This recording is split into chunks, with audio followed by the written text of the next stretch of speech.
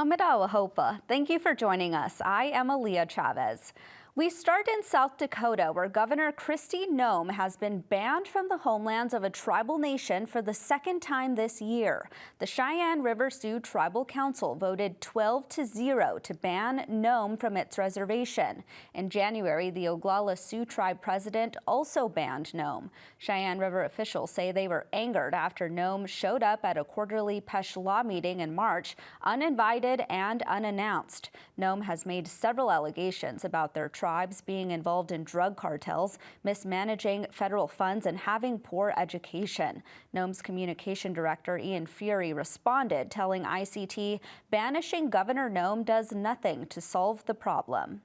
In South America, the fight to stop illegal extractive industries is still going on. One autonomous nation in Peru is continuing that fight by making their voice heard. ICT's Daniel Herrera has more for us.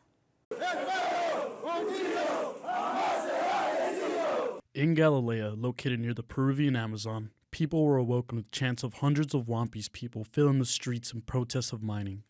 The Gobierno Territorial Autónoma de la Nación Wampis has said there are more than 35 illegal gold mines in their area.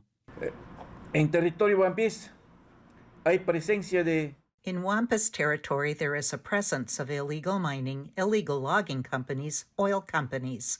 An example is the oil extraction area 64.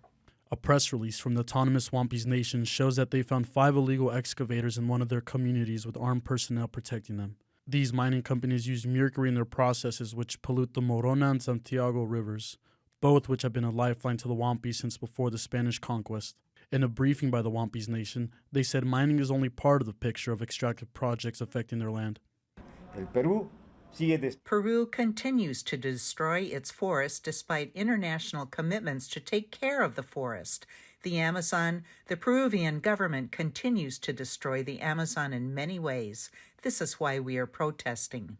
Wampis representatives said illegal mining has attracted other illegal economies into the area, such as drug and human trafficking.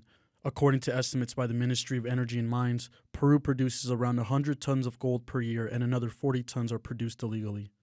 For ICT News, Daniel Herrera Carvajal. We go now to Hawaii, where $700,000 in grant funding will investigate the state's climate using Indigenous approaches.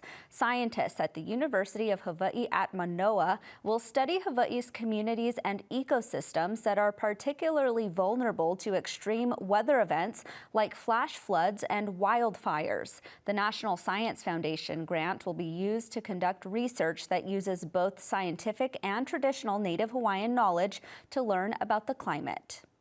In New Mexico, a new redistricting map serves as a win for Navajo citizens. In 2021, the Navajo Nation sued San Juan County for its attempt to dilute the voting power of Navajo voters. The county's old map packed Navajo citizens into one district, suppressing their voting power and ability to get policy priorities for local seats.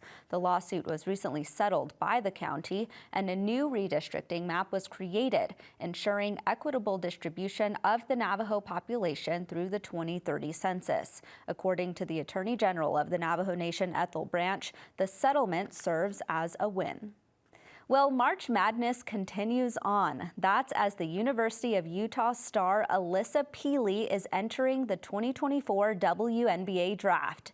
In March, the Samoan and Inupiaq forward broke a record for the most points made in a single season by her college's history at 692. She has been a fan favorite, with many Native folks driving hours to see her play in person. In a statement on social media, Peely wrote, "I deeply appreciate the endless support from both my Polynesian and Indigenous communities, and I will always continue to represent my people proudly." Current predictions have Peely being drafted in the first round as an 11th or 12th pick, and the draft will be televised from New York on Monday, April 15th on ESPN.